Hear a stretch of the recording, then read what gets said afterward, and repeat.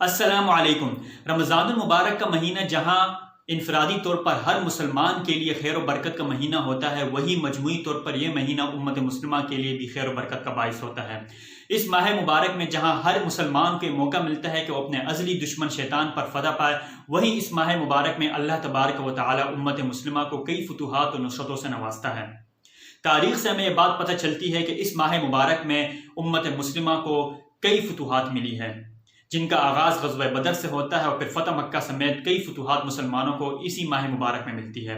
آج کی اس ویڈیو میں آپ کو ان تمام بڑی فتوحات کے بارے میں بتاؤں گا، اور ساتھ ساتھ یہ بھی بتاؤں گا کہ آخر اس مہینے میں ایسی کیا خاص بات ہے جس کی وجہ سے مسلمانوں کے لیے اور امت مسلمہ کے لیے یہ مہینہ فتوحات کا مہینہ ثابت ہوا ہے۔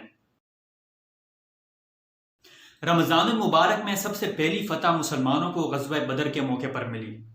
یہ جنگ مسلمانان مدینہ اور مشرکین مکہ کے درمیان لڑی گئی۔ اس جنگ میں مسلمانوں کی قیادت حضور صلی اللہ علیہ وسلم فرما رہے تھے، جبکہ مشرکین کی قیادت ابو جہل کے ہاتھوں میں تھی۔ مسلمانوں کی تعداد تقریباً 300 کے لگ بھگ تھی، جبکہ مشرکین کی تعداد تقریباً 1000 کے قریب تھی۔ اس جنگ کے نتیجے میں مسلمانوں کو بڑی شاندار فتح حاصل ہوئی۔ تقریباً 70 کے قریب مشرکین مکہ مارے گئے، 70 کے قریب قید ہوئے، جبکہ صرف 14 صحابی شہید ہوئے۔ رمضان المبارک میں دوسری بڑی فتح مسلمانوں کو فتح مکہ کے موقع پر ملی۔ مسلمانوں کا لشکر تقریباً 10,000 کے قریب تھا، جو نبی کریم صلی اللہ علیہ وسلم کی قیادت میں مکہ کو فتح کرنے کے لیے نکلا۔ مشرکین مکہ کی قیادت ابو سفیان بن حرب کے ہاتھوں میں تھی۔ مسلمانوں نے مکہ بغیر کسی مزاحمت کے فتح کر لیا۔ نبی کریم صلی اللہ علیہ وسلم نے اس موقع پر چند ایک کے سوا باقی تمام لوگوں کے لیے عام معافی کا اعلان کیا۔ رمضان المبارک میں مسلمانوں کو تیسری بڑی فتح اندلس کی صورت میں ملی۔ اندلس، جسے آج کل اسپین کہا جاتا ہے، مسلمانوں نے اسے سن 92 ہجری میں فتح کیا۔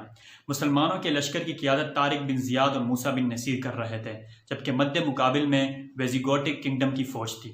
اس فتح کے نتیجے میں مسلمان پہلی مرتبہ بر اعظم یورپ میں داخل ہوئے، اور اندلس تقریباً 800 سال تک مسلمانوں کے قبضے میں رہا۔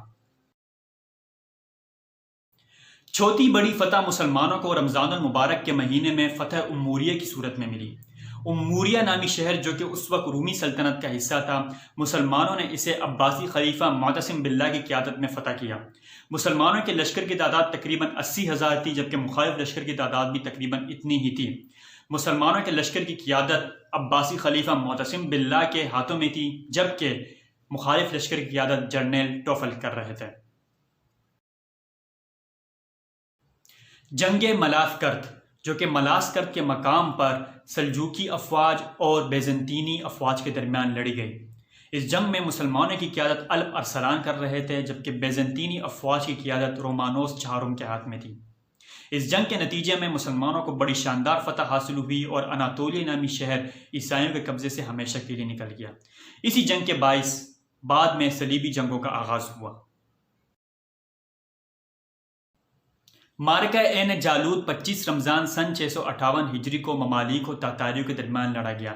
ممالک جو کہ مسلمان تھے، ان کی قیادت سیف الدین قدس اور رکن الدین بیبرس کر رہے تھے، جبکہ تاتاری افواج کی قیادت ہلاکو خان کے ایک بڑے جنرل قطبغا کے پاس تھی۔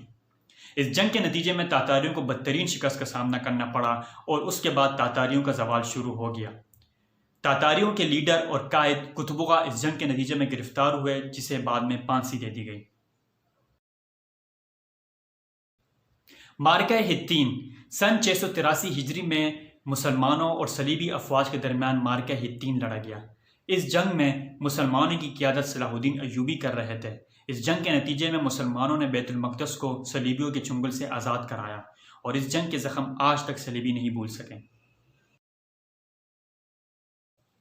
اب سوال یہ ہے کہ آخر اس مہینے میں ایسا کیا خاص ہے جس کی وجہ سے مسلمانوں کو کئی بڑی فتوحات ملی؟ کسی بھی فتح کے لیے مسلمانوں کو تقریباً 3 عناصر کی ضرورت ہوتی ہے۔ نمبر 1 ایمان، نمبر 2 تقوی، نمبر 3 صبر۔ ایمان اس لیے درکار ہوتا ہے تاکہ مسلمان میدان میں ثابت قدم رہے۔ تقوی اس لیے درکار ہوتا ہے تاکہ مسلمان خدا کی نافرمانی سے بچے رہے، تب خدا کی فتح اور نصرت ان پر نازل ہوگی۔ اور صبر اس لیے درکار ہوتا ہے کہ اگر دشمن کی طرف سے کسی تکلیف کا سامنا کرنا پڑے تو مسلمان اسے برداشت کر سکے۔ اس مہینے میں چونکہ مسلمان کے پاس ایمان کی طاقت بھی ہوتی ہے، مسلمان کے پاس تقوی کی طاقت بھی ہوتی ہے، اور مسلمان کے پاس صبر کی طاقت بھی ہوتی ہے۔ جب ان تمام طاقتوں کا اتحاد ہو جاتا ہے تو مسلمانوں پر اللہ کی فتح و نصرت نازل ہوتی ہے۔ اگر آپ کو یہ ویڈیو اچھی لگی ہے تو اس ویڈیو کو لائک کیجیے گا، میرے اس چینل کو سبسکرائب کیجیے گا۔ ملتے ہیں اگلی ویڈیو میں۔